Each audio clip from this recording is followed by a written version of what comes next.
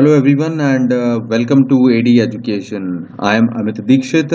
अगर आप कर रहे हैं टेट एग्जाम्स की प्रिपरेशन तो टेट एग्जाम्स की बेस्ट प्रिपरेशंस के लिए आप अनअकैडमी के टेट से जुड़ सकते हैं। यहाँ पर टेट प्लस से जुड़ सकते हैं। यहाँ पर आप 30 घंटे की लाइव क्लासेस रोज देख सकते हैं, सभी जो टॉप एजुकेटर्स हैं उनके द्वारा तैयार किए गए कोर्सेज के माध्यम से। तो यहाँ पर आप ये सभी एजुकेटर्स की और इनके अलावा सभी जो एजुकेटर्स हैं इंक्लूडिंग मी, आप सभी की लाइव क्लासेस और लाइव कोर्सेज देख सकते हैं सिर्फ वन टाइम सब्सक्रिप्शन लेकर। तो अगर आप लाइव कोर्सेज के माध्यम से तैयारी करना चाहते हैं तो उनमें से एक सब्सक्रिप्शन प्लान चुन सकते हैं और एक बार सब्सक्रिप्शन लेने पर आपको सभी कोर्सेज सभी एजुकेटर्स के देखने मिल जाएंगे। अगर आप प्लान कर रहे हैं तो अमित_दीक्षित ये कोड मेरा अप्लाई कर लीजिएगा वहां पर, ताकि आप 10% डिस्काउंट इस पर पा सकें। आपको यहाँ पर लाइव कोर्सेज के साथ साथ में आपको एमसीक्यू टेस्ट सीरीज हो या फिर आपके डाउट सेशंस हो या फिर ई बुक्स हो, नोट्स हो या फिर लेक्चर्स की रिकॉर्डिंग्स हो, सभी आपको मिल जाते हैं। तो आप कभी भी इनका यूज कर सकते हैं, तो ये आपका बेनिफिट रहेगा। तो सारी लिंक्स डिस्क्रिप्शन में दे दी गई हैं, आप चेक कर लीजिएगा। और अगर आप फ्री कोर्सेज देखना चाहते हैं तो unacademy.com पर या वेबसाइट पर या फिर ऐप पर जाकर आप अमित दीक्षित सर्च कर लेंगे तो यहाँ मेरी प्रोफाइल पर आपको फ्री कोर्सेज भी मिल जाएंगे जो टेट एग्जाम्स की तैयारी के लिए बहुत बेस्ट हैं। तो आप इनका भी पूरा यूज करें, ये मेरा सजेशन है। ओके एंड चलिए स्टार्ट करते हैं हमारे आज के लेक्चर सीरीज के अगले लेक्चर की तरफ बढ़ते हैं। 12वां आज हम कवर करेंगे, 12th नंबर का लेक्चर है ये, यहाँ एडी एजुकेशन यूट्यूब पर। और चलिए तो हम इसमें लगातार बेस्ट क्वेश्चन शेयर कर रहे हैं जो पहले के प्रश्न पत्रों पर आधारित हैं और उन टॉपिक्स लिए गए हैं जिन्हें बार बार पूछा जाता है। तो काफ़ी महत्वपूर्ण सीरीज है और इसको आप ज़रूर देख लीजिएगा। अगर पहले के नहीं देख पाए हैं लेक्चर, मैं डिस्क्रिप्शन में नीचे लिंक दे देता हूँ, नहीं तो आप चैनल पर जाकर प्ले लिस्ट में जाकर देख सकते हैं। ओके चलिए पहला प्रश्न देखते हैं आज का। तो पहला प्रश्न जो आपके सामने यहाँ पर स्क्रीन पर दिखाई दे रहा है, आप चेक कर सकते हैं। अनुभव के कारण व्यवहार में परिवर्तन कहा जाता है। अनुभव के कारण व्यवहार में हुए परिवर्तन को क्या कहा जाता है, ये आपको यहाँ पर आइडेंटिफाई करना होगा। ओके तो चलिए आप सोच लें अपना आंसर, मैं आपको बता देता हूँ इसका आंसर। तो इसका आंसर जो होगा, यहाँ पर आप ऑप्शन दिए गए हैं सीखना, समझना, तीसरा ऑप्शन दिया गया है ए और बी, और चौथा दिया गया है इनमें से कोई भी सही नहीं है। तो आंसर इसका होगा यहाँ पर सी, ए एंड बी, बिकॉज अनुभव के कारण जो व्यवहारिक परिवर्तन होता है, हमारा बिहेवियरल चेंज होता है, उसमें सीखना और समझना दोनों ही शामिल होते हैं, लर्निंग एंड अंडरस्टैंडिंग। ओके तो ए और बी इसका सही उत्तर होगा। ओके नेक्स्ट क्वेश्चन पर चलते हैं। नेक्स्ट क्वेश्चन जो आपके सामने है यहाँ पर, निम्नलिखित में से कौन सा कथन सही है।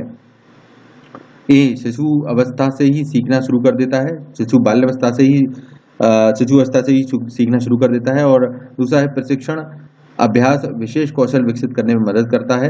तीसरा है सीखने के कारण बच्चे के व्यवहार में कोई भी परिवर्तन नहीं होता है। और चौथा है यहाँ पर दोनों, 1 और 2। तो यहाँ पर जो आंसर सही होगा वो होगा डी, यानी कि ए ऑप्शन और बी ऑप्शन दोनों ही सही हैं यहाँ पर, और तीसरा सही नहीं है। तो ऊपर के दोनों सही हैं, तो यही ऑप्शन यहाँ पर सही होगा। ओके अगले प्रश्न को देख लेते हैं। निम्नलिखित कथन पर विचार करें और उनमें से कौन सा सही है, ये आपको बताना है। ए ऑप्शन दिया गया है बच्चा आसपास के वातावरण और अवलोकन से स्वयं की सीखने और समझने का विकास करता है। दूसरा है बच्चे इन्फेंट स्टेज से ही चीज़ों को पहचानने लगते हैं और अलग करने में सक्षम हो जाते हैं।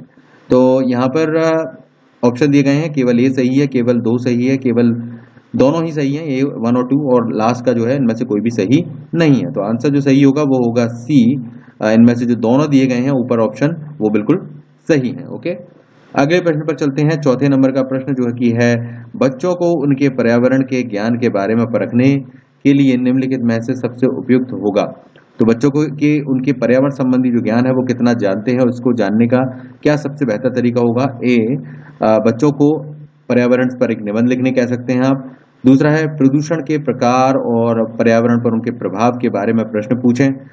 वायु, जल, भूमि और उनके उपयोग के बारे में आप प्रश्न पूछ सकते हैं। ऐसे आयु के बच्चे ईवीएस की अवधारणा को समझते ही नहीं है। ओके तो आपको इसका आंसर बताना है यहाँ पर, और इसका आंसर जो करेक्ट होगा वो वायु, जल, भूमि या उनके उपयोगों के बारे में प्रश्न पूछें, ये यहाँ पर बताया गया है। ओके तो इसी इसका आंसर होगा। नेक्स्ट प्रश्न पर चलते हैं। यहाँ पर शिक्षार्थी का स्वनियमन संदर्भित करता है अपनी सीखने की निगरानी करने की उनकी क्षमता को, ए ऑप्शन है। दूसरा है छात्र व्यवहार के लिए नियम बनाना।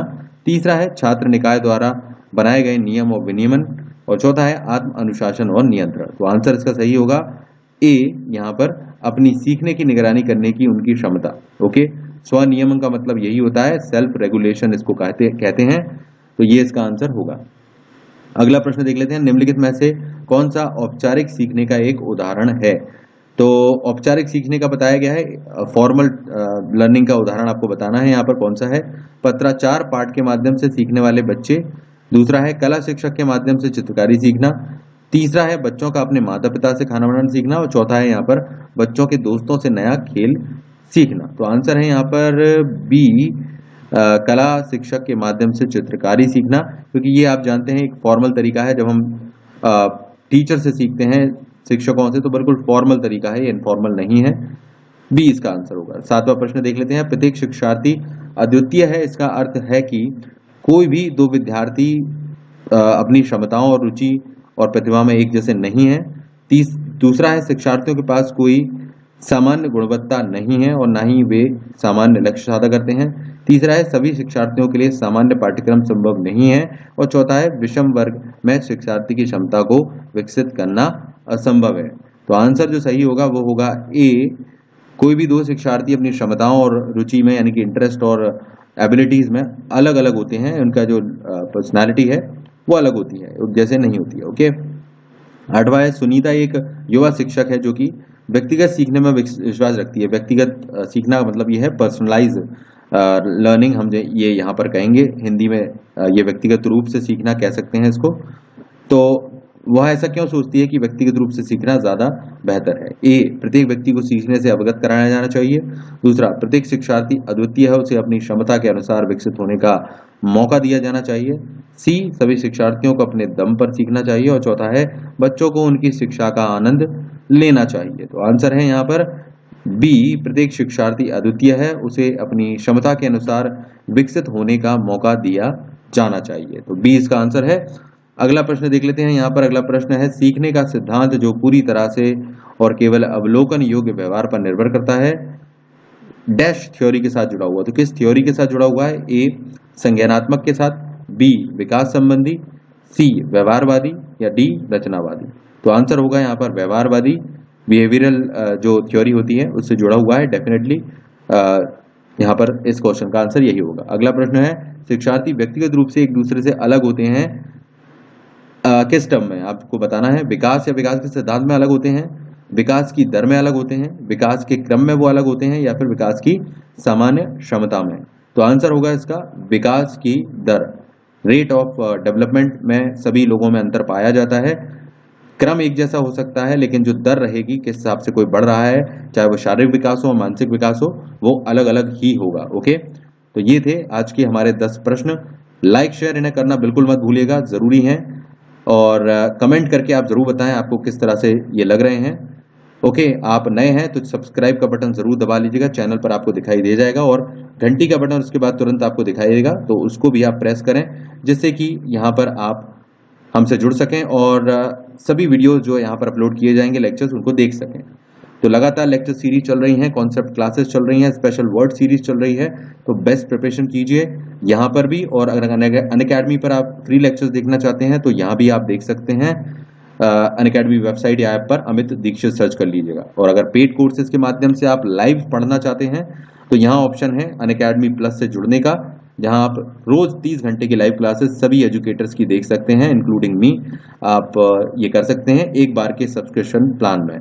कोड यूज करना बिल्कुल मत भूलिएगा, तभी आपको डिस्काउंट मिलेगा, तो ये चीज कर लीजिएगा। तो सभी ऑप्शंस मैंने आपको बता दिए हैं। मिलता हूं मैं आपसे नेक्स्ट लेक्चर में, और thank you very much, take care.